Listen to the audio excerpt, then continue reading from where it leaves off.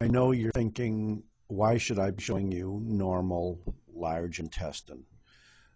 Well, if you really look closely and you go through all the classical normal histology of a colon, you can see a normal mucosa, a normal submucosa, a normal circular layer, a normal longitudinal layer, blah, blah, blah.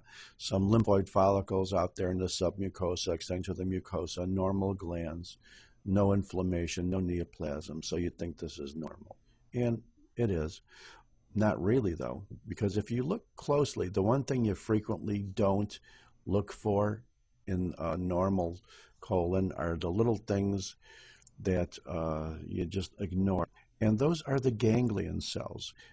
You should remember that there are two areas in any part of the gastrointestinal system, including and especially the colon, in which we have ganglia.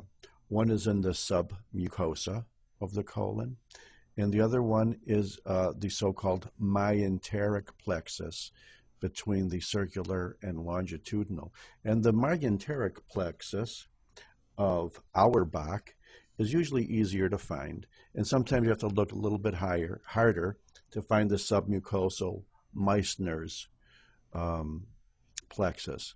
They are ganglion cells. It's like the own intrinsic brain cells of a bowel, and they can operate completely independently of central nervous system control. And when we were all worms, that's probably where our brains were, inside of our colon. We could look if you want, and you could look if you want, but you're not going to find any here because this is a patient that does not have them. This is a congenital disease.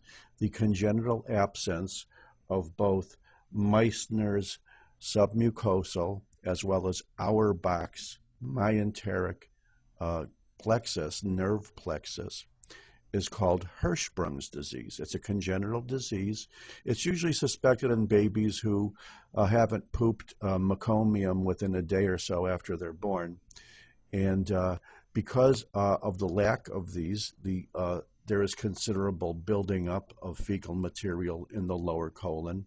It could become dilated. It could become distended. The wall can become paper thin, and it could rupture. And it could cause massive peritonitis, and it could kill the person. Now, if you look here, you could probably see something that might look like nerves, and it probably will be, but notice there are no ganglion cells. You know, there's only little nerve fibers there.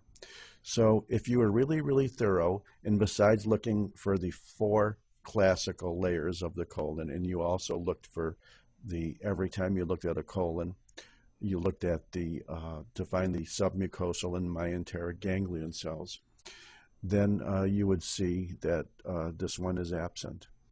You can also see in this colon, for some reason, there's a little bit of chronic inflammation there along the serosa as well.